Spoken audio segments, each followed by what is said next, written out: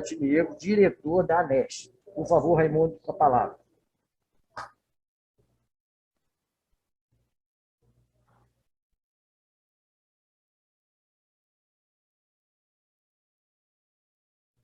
Raimundo, nós estamos sem o seu áudio. Talvez seu áudio esteja fechado. Por favor, acione seu áudio. Obrigado, Laerte.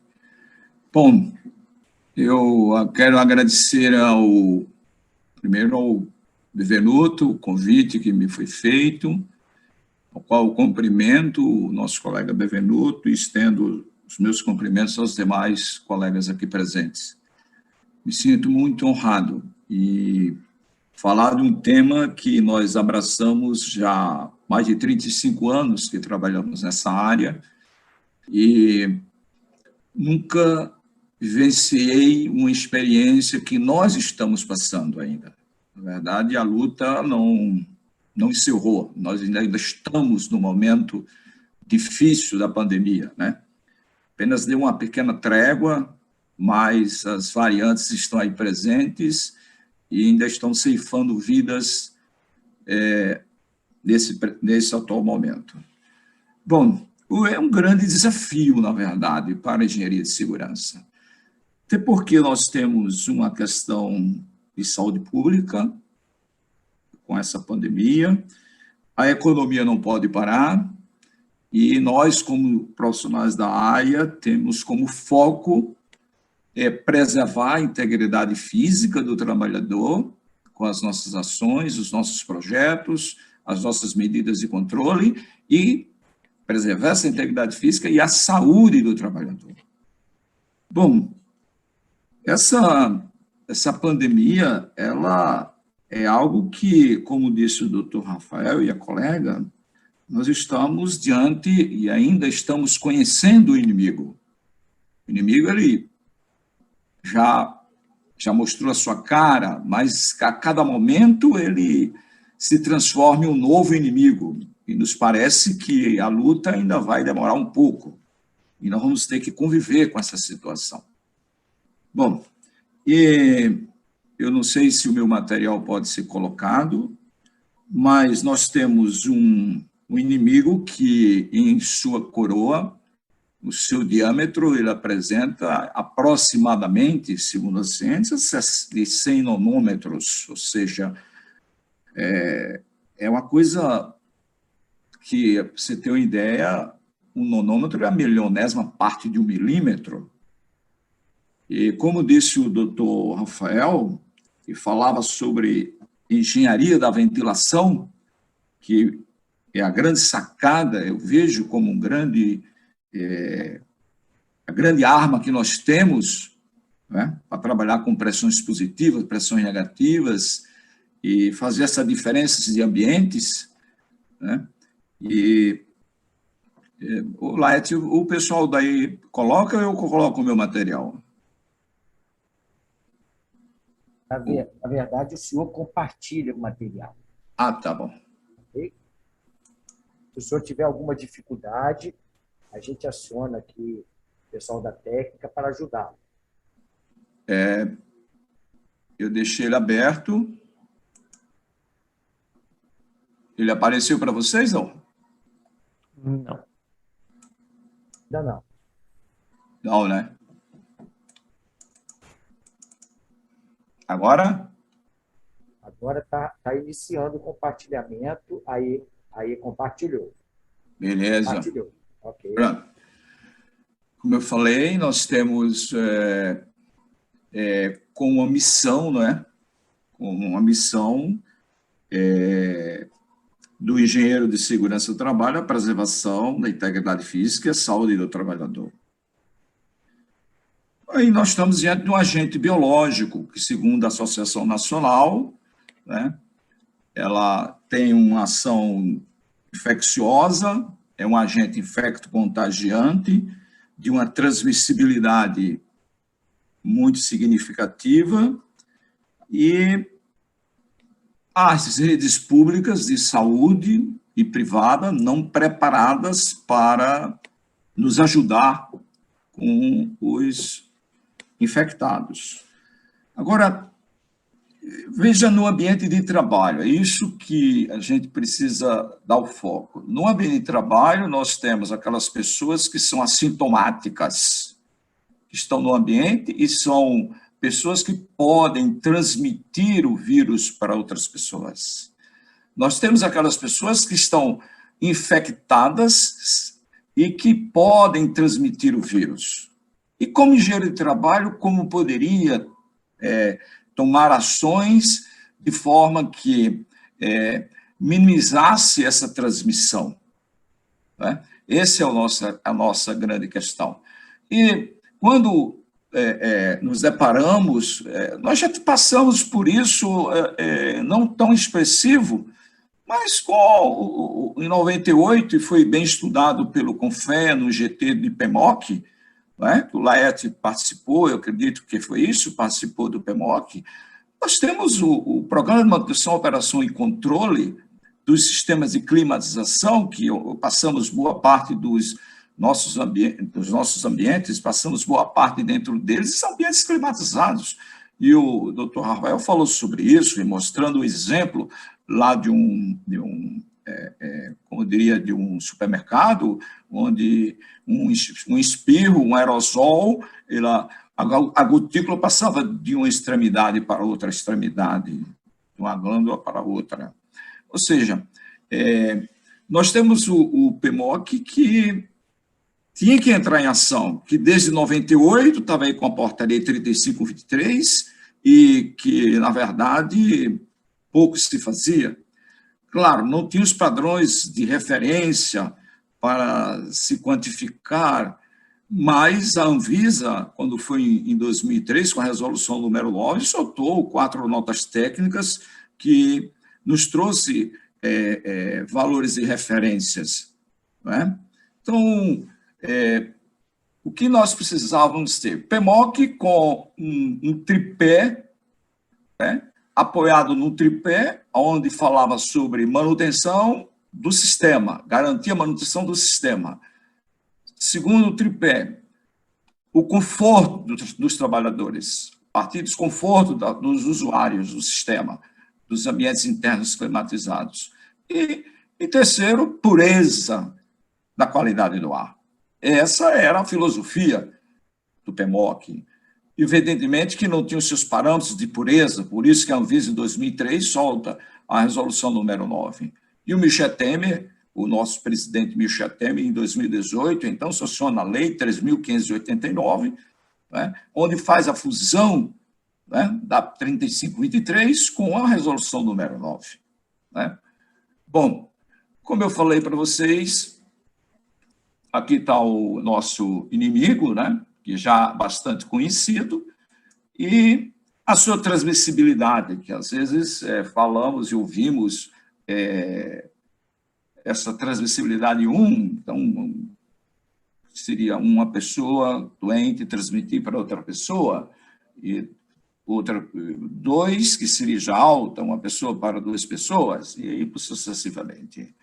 Bom, e quanto à segurança do trabalho, o papel do engenheiro de segurança do trabalho é preservar a integridade física, a saúde do trabalhador, buscar novas tecnologias. E buscando novas tecnologias, temos o nosso PMOC, temos ambientes que nos dão recursos de trabalhar para amenizar os problemas que, porventura, o Covid venha a trazer nos ambientes laborais. Bom, como eu falei, da engenharia de ventilação, que é a grande sacada, já dizia Dr. Silas Redondo, que foi professor da USP e professor de vários mestres em engenharia de ventilação, né, com relação à questão das ventilações, das correntes de ar, onde a troca de taxas de renovação de ar, né? E aí temos no PMOC, que a portaria, já falei sobre a portaria, a lei, a resolução da Anvisa, e temos os filtros, né, que são utilizados, que está na NBR 16101, que são os filtros finos, grossos e médios, né, que podem ser utilizados, evidentemente que na taxa de renovação do ar, né, a Anvisa recomenda que se use um filtro G1 na taxa para a tomada de ar externo, né, para a tomada de ar externo, e no sistema de circulação use um filtro G3. Né? Temos os filtros de alta eficiência, que está na NBR 29463, que é o filtro EPA, UPA, que é utilizado, muito utilizado em aeronaves, utilizado em hospitais, centros cirúrgicos. Eu faço acompanhamento em centros cirúrgicos, fiz acompanhamento em centros cirúrgicos, em unidade hospitalar, centros cirúrgicos, e manutenção desses filtros não é fácil, né? Nós temos esse trabalho com filtro em série, um filtro G4, filtro tipo bolsa e um EPA, né? E é realmente, mas mesmo assim, nós temos, o vírus é 100 nanômetros. Um filtro UPA dá uma eficiência de 99,9999%. E nós temos ainda não a garantia total. Então, é um inimigo muito perigoso. Aqui nós temos a portaria, que trata de aprovar com relação à parte de climatização, quanto à eficiência do sistema de manutenção preventiva para o perfeito funcionamento dos climatizadores de ar.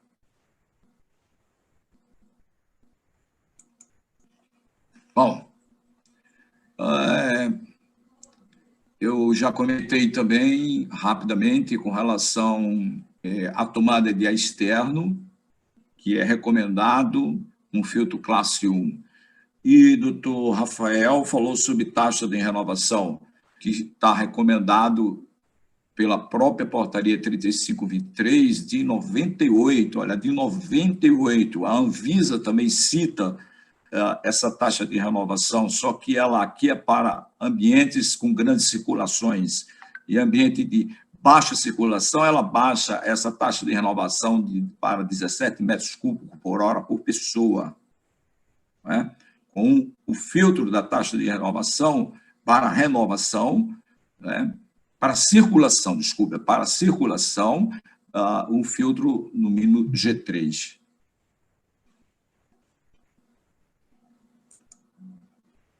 Bom, e a Anvisa, então, que está citado na lei que foi sancionada pelo presidente em 2018, né?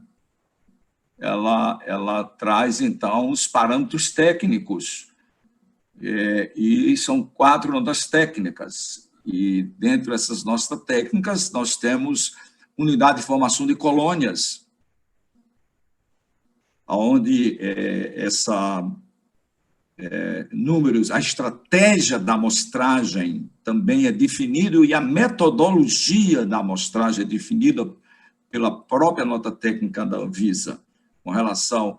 Então, são informações técnicas que o engenheiro de segurança tem, né? Apesar, eu sou engenheiro mecânico, eu falo assim, de PMOC, porque eu trabalho com PMOC, mas tem colegas que não são especialistas nessa área, mas, mesmo assim, tem disponível ferramentas que vai nos ajudar e amenizar o problema, porque a ventilação, por a questão de ventilação, velocidade do ar.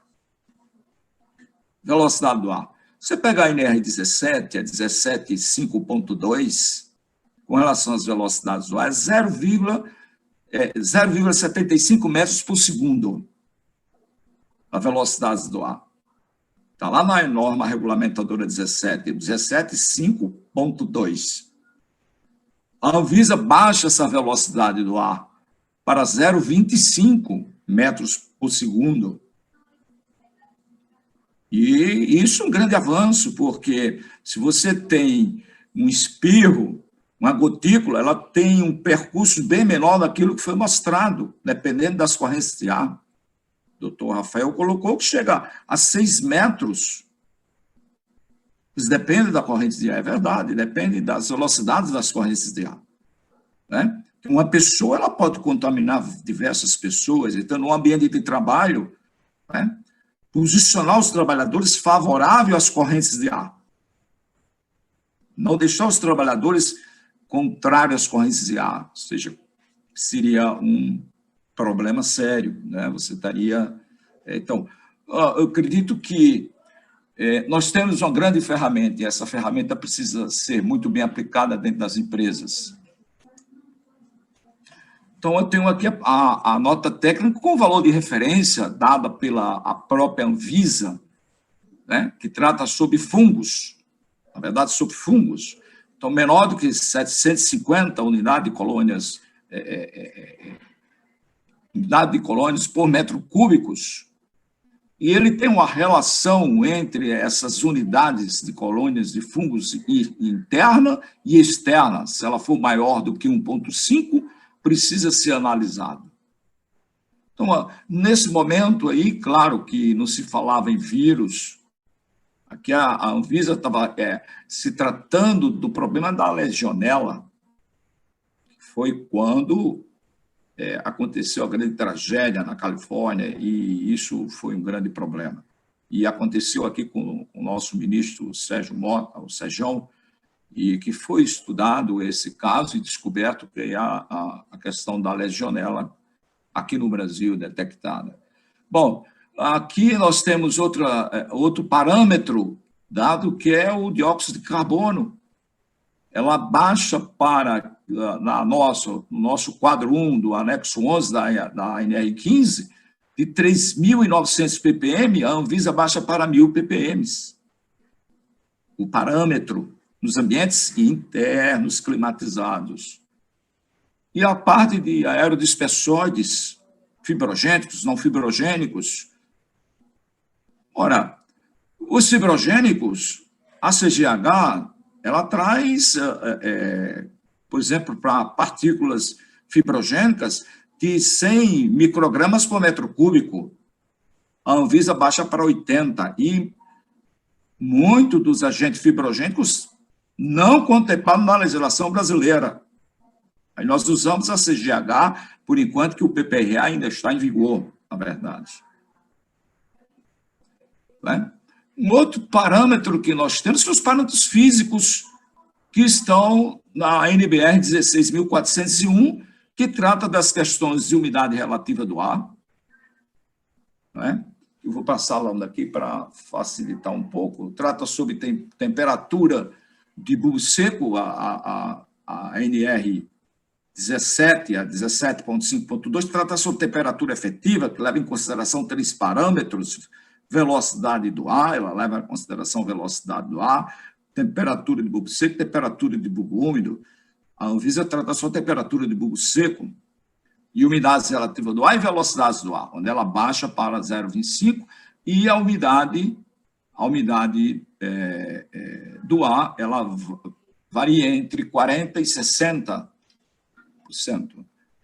Né? Considerando esses parâmetros, se você pegar uma carta psicométrica, você tem ideia com relação a essa gramatura de água, ou seja, a quantidade de água por quilo de vapor seco, você vai variar de 7 gramas de água por quilo de vapor seco até 14 gramas de água por quilo de vapor seco. Um ambiente que não é considerado bastante úmido. Ou seja, o vírus precisa de umidade, precisa do hospedeiro para ele estar vivo. Não é? Bom, deixa eu continuar aqui. Bom, as taxas de renovação de ar, já falamos sobre isso, e a renovação é, no mínimo, classe G3, também já comentei sobre isso. Aqui são a estratégia de amostragem feita por metros quadrados, ou seja, para os valores máximos de referência com relação a fungos, com relação a dióxido de carbono, com relação aos aerodispersóides, com relação aos parâmetros da 16401, até 1.000 metros quadrados, uma amostra. E aí, sucessivamente, essa estratégia para o número de amostragem que deverá ser realizado está na própria Anvisa, que está na Lei 3.589 de 2018. Então, esses são os padrões que nós utilizamos, né? É bem verdade que nós temos, já me perguntaram com relação aos trabalhos em espaço confinado, já que eu falo tanto em taxa de renovação de ar, porque Sprinter, esses nossos condicionadores de ar que substituíram por aqueles de janela, isso foi um retrocesso. Não tem taxa de renovação de ar, né?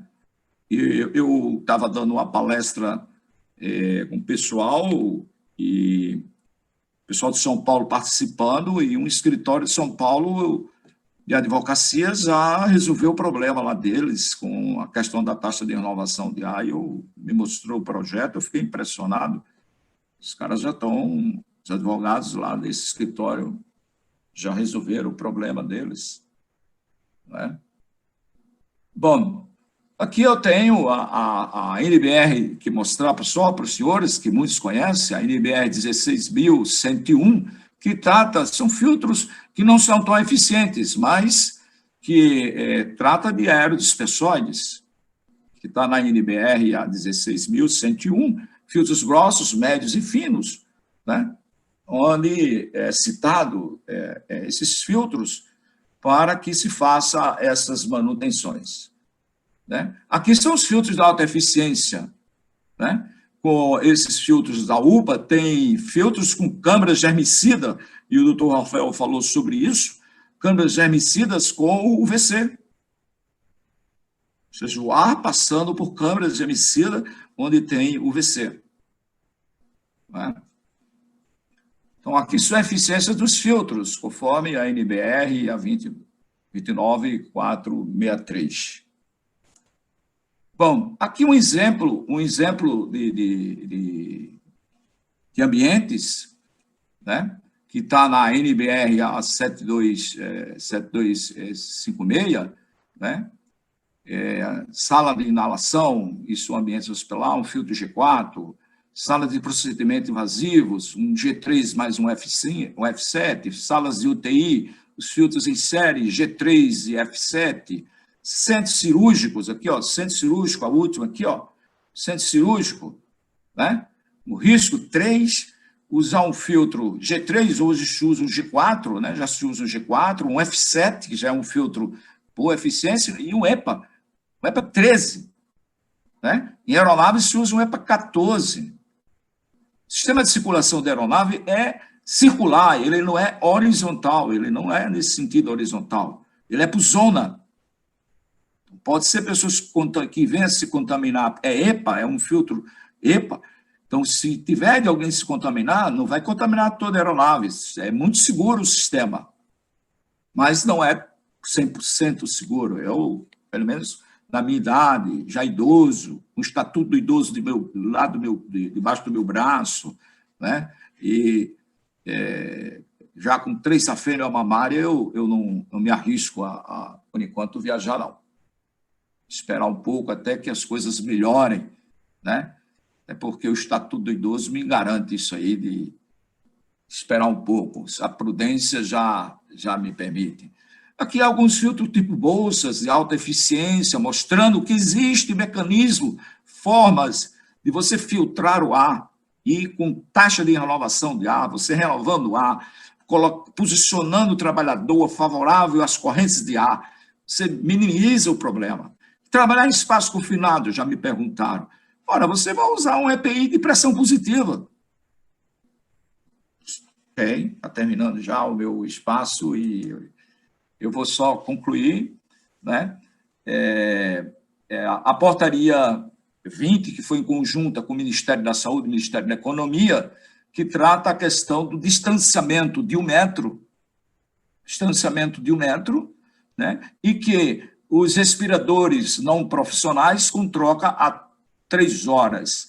E para quem tem 8.000 funcionários? Então, gerenciamento visual de 10 a meio-dia, os respiradores sejam azuis, de meio-dia em diante sejam amarelo, então, sucessivamente. Então, isso aqui eu já falei. Bom, a portaria em conjunto já comentei, porque meu horário extrapolou um pouco, a Eti já deu aí Bom, com relação aos EPI, já falei também. Aqui é a... Não precisa ficar tão preocupado. É apenas já Então, está mais de 20 minutos. Ok. Ok, eu agradeço a oportunidade e fico aqui presente para posteriores questionamentos. E muito obrigado.